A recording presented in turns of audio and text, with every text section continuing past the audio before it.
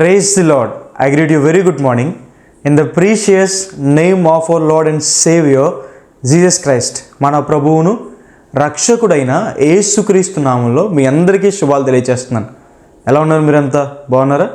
ఈరోజు దేవుని వాగ్దానం ధ్యానం చేద్దాం. యెషయా గ్రంథము 9వ అధ్యాయము 7వ వచనము. యెహోవా ఆసక్తి కలిగి దీనిని నెరవేర్చును. హల్లెలూయా. దేవుని వాగ్దానం మా జీవితంలో ఇంకెప్పుడు నెరవేర్చబడుతుంది అని ఆలోచిస్తున్నారా? ఇప్పటికే చాలా ఆలస్యం అయిపోయింది అనుకుంటున్నారా? మనుషులు ఇచ్చిన వాగ్దానాన్ని తప్పిపోతారేమో కానీ దేవుడు తాను ఇచ్చిన మాటని ఖచ్చితంగా నెరవేరుస్తాడని. దేవుడు ఆసక్తి కలిగి, బాధ్యత కలిగి, పూర్ణ మనసుతో ఆ వాగ్దానాన్ని నెరవేరుస్తాడని. ఆశీర్వదిస్తానని వాగ్దానం చేసిన దేవుడు ఆశీర్వదిస్తాడు. స్వస్థపరుస్తానని వాగ్దానం చేసిన దేవుడు స్వస్థపరుస్తాడని. అభివృద్ధి పరుస్తానని వాగ్దానం చేసిన దేవుడు అభివృద్ధి పరుస్తాడని. బైబిల్లో బోయాజు కోసం ఇలా చెప్పబడింది. బోయాజు తన ఇచ్చిన మాటని నెరవేర్చే అంతవరకు ఊరకనే ఉండేవాడు కాదని. దేవుణ్ణి సేవించే ఒక మనిషే తన ఇచ్చిన మాట విషయంలో అంత నమ్మకంగా ఉంటే సర్వశక్తిమంతుడు మంచి దేవుడు తాను ఇచ్చిన ప్రతి వాగ్దానము మన పట్ల నెరవేరుస్తాడని. దేవుడు మీ కార్యం నెరవేరుస్తాడు.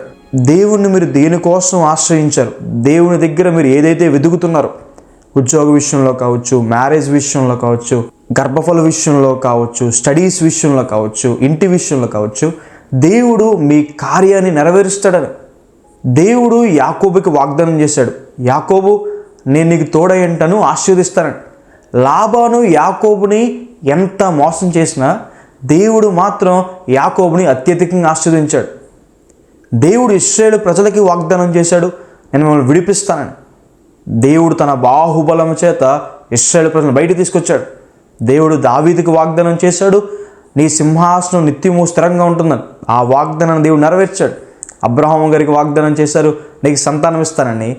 సారమ్మ గారికి 99, అబ్రహాము గారికి 100 సంవత్సరాలు ఉన్నప్పుడు దేవుడు వారి కుమారుని అనుగ్రహించాడు. దేవుడు ఇచ్చిన ప్రతి మాట కూడా నెరవేర్చేవాడు. దేవుని వాగ్దానము మన జీవితంలో నెరవేర్చబడాలి అంటే మనం ఏం చేయాలి? బైబిల్ సెలవిస్తుంది, మనం దేవుని వాగ్దానం మీద విశ్వాసం ఉంచాలి, నమ్మకం ఉంచాలి. అలాగే పరిశుద్ధంగా జీవించాలి, పాపానికి దూరంగా ఉండాలి. అలా ఉన్నప్పుడు అమూల్యమైన, అత్యధికమైన దేవుని వాగ్దానాలు ఇంకా ఏ ఆలస్యం లేకుండా మన పట్ల జరుగుతాయని దేవుడు ఆసక్తి కలిగి పూర్ణ మనసుతో వాగ్దానాలను మన పట్ల నెరవేరుస్తాడు అని. హల్లెలూయా. ఈ వాగ్దానం విశ్వసించండి, విశ్వాసం ఉంచండి. ప్రార్థన చేసుకుందాం.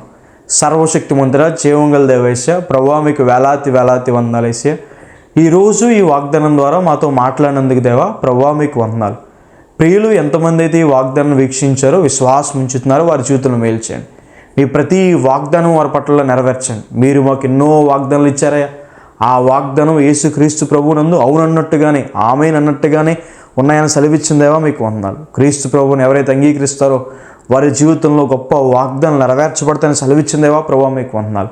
ప్రభువా, ప్రియులు ఈ వాగ్దానం వీక్షిస్తున్న వారి జీవితంలో వాగ్దానం నెరవేర్చండి, కృప చూపించండి, ప్రతి అవసరాలు తీర్చండి, వారి కార్యాలు నెరవేర్చమని యేసు నామమున అడిగి వేడుకుంటున్నాను తండ్రి. Amen. God bless you. God bless India.